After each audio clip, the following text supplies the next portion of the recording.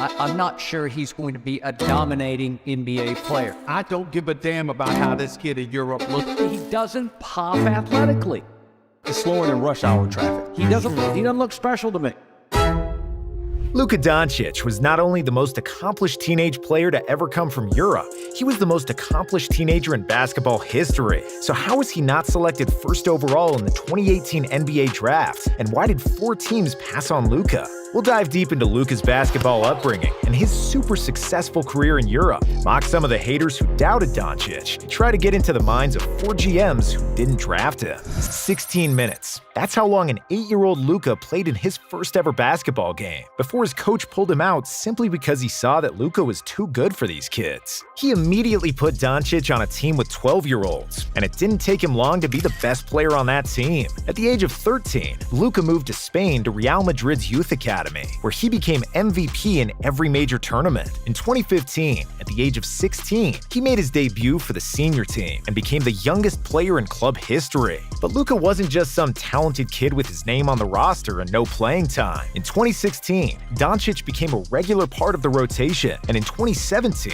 he was one of the most important players on the team. He was named EuroLeague Rising Star by a unanimous vote and claimed the Spanish League's Best Young Player award. The best part? Luka was just getting started. During the summer, he helped the Slovenian team go undefeated at the European Championship and win the gold medal with 14 points, 8 rebounds, and 4 assists in 29 minutes per game. He was the second best player on the Slovenian team, behind Goran Dragic, who was the tournament MVP, while Luka made the all-tournament team. When he returned to Madrid, Luka became the starting point guard. It was his time to show what he can do as the alpha dog of the team. Doncic may have been a baby-faced 18-year-old, but he played with the poise of a 35-year-old veteran. Never before have we seen a player this young manipulate, bait, and make defenders look silly as much as Luka did. So it didn't take long for anyone to see what kind of player Luka Doncic is. And you didn't have to be some kind of advanced scout to see that. The biggest problem of talented young players, apart from physical immaturity, is that they usually have no idea what their strengths and weaknesses are in pro basketball. Luka didn't have any of those problems. His greatest strength was a deep understanding of basketball geometry and the ability to dominate possessions by adjusting to the defense. He thrived in the pick and roll as the primary ball handler, which is a skill that is not easily acquired. It requires intelligence, timing,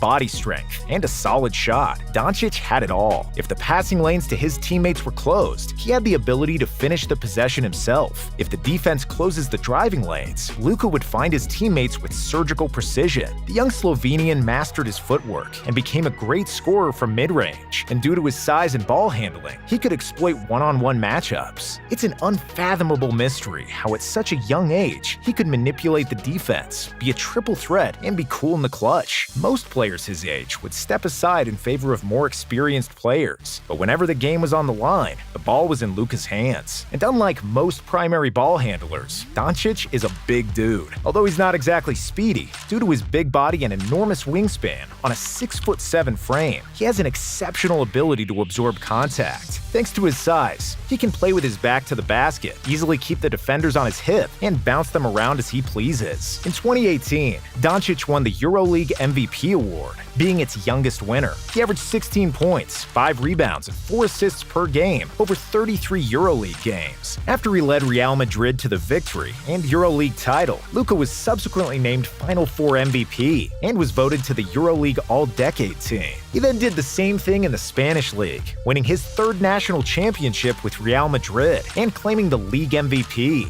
What's it feel like right now to be named the Turkish Airlines EuroLeague MVP? Yeah, it's amazing, it's like a dream come true. There have been other players who were equally accomplished when they came to the NBA. Players like Manu Ginobili, Toni Kukoc, and Dražen Petrovic all came to the NBA as EuroLeague champions and MVPs, but they all did it in their mid-20s. Nobody did it as a teenager. And if we compare Luka to the American prospects, there have been players who were equally or more talented than Luka as teenagers. LeBron, Kareem, KD, and Carmelo were all stars of their high school and college teams, but neither of those guys had more individual and team accolades than Luka at the same level of competition. Winning a high school championship or an NCAA title is not an easy thing to do, but these are still amateur competitions, while top NCAA teams like Duke and Kentucky often have multiple future NBA players on their rosters. They're still boys who are going to class and taking exams. Luka has been the MVP of the EuroLeague and the Spanish ACB League, which are the best professional leagues in the world outside of the NBA. So how is it possible that talent so great as Luka, who won every possible trophy in Europe, was not selected first overall? Well, there are multiple reasons for that. The first was that the NBA general managers were a bit biased towards the EuroLeague, and they weren't sure that Luka's success would translate to the NBA. The truth was that many high draft picks from Europe have become busts when they come to America. Andrea Bargnani, who was the first overall pick in the 2006 draft, never delivered on his promise. He was soft and a defensive black hole. The same could be said about Enes Kanter, who was the third pick in 2011, Mario Hezonja, who was the biggest bust of the 2015 draft, or Dragan Bender, who was the fourth pick in 2016, but has never had a string of 2 good games and was soon out of the league. We also can't forget about the infamous Darko Milicic, a bust who was drafted second overall in front of 3 Hall of Famers. But maybe the biggest obstacle to Luka being the first pick was Ricky Rubio.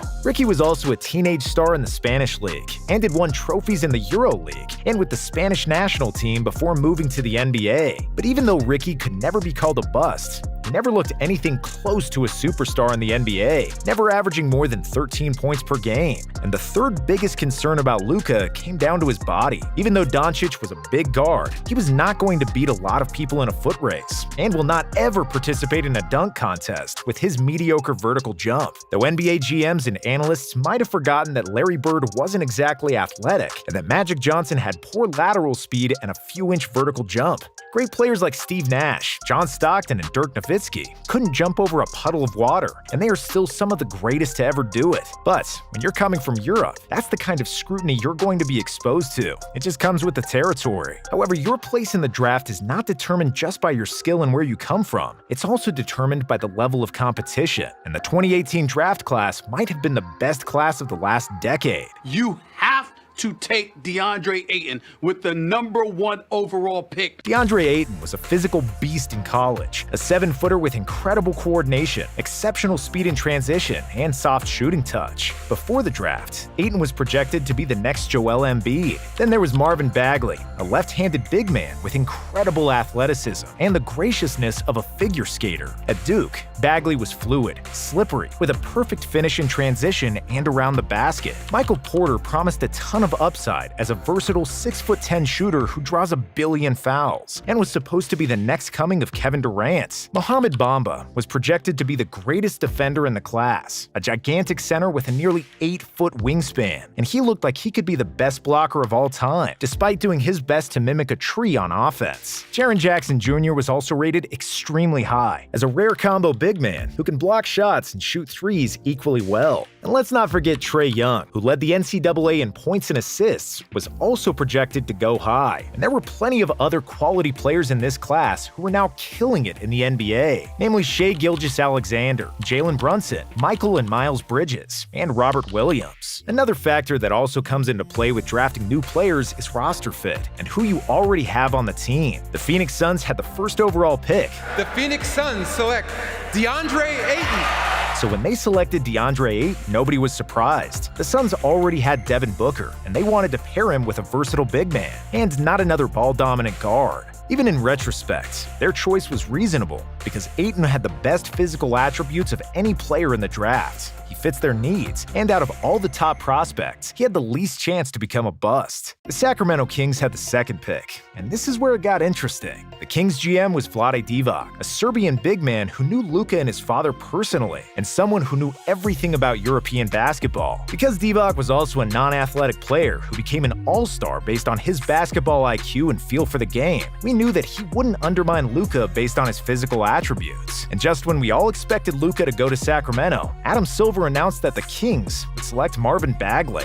The Sacramento Kings select Marvin Bagley III. Divac had drafted a talented point guard, De'Aaron Fox, in 2017, and we understand that drafting 2 point guards in consecutive drafts is not something that's recommended in General Manager 101. After the draft, it was widely speculated that Divac drafted Bagley just because it was ordered by the team owner, Vivek Ranadive, which we'll never know for sure. Luka was finally selected with the 3rd overall pick by the Atlanta Hawks, after which the Memphis Grizzlies selected Jaren Jackson at number 4. Memphis still had Mike Mike Conley on the roster, and they were almost exclusively looking to add a big man to the team, which made perfect sense at the time. And then, a shock. Dallas had the 5th pick, and they picked Trae Young, but the Mavs didn't get Trae for themselves. They selected him for the Hawks. Atlanta and Dallas made a trade that sent Luka to Texas and Trae to Georgia, and the Mavericks also included a first-round pick in the next year's draft. Just like the other teams in the top 5, the Hawks believed that dominating the NCAA was better than being the MVP of the EuroLeague, and they believe that Trae is a much better shooter than Luka. After that, the Orlando Magic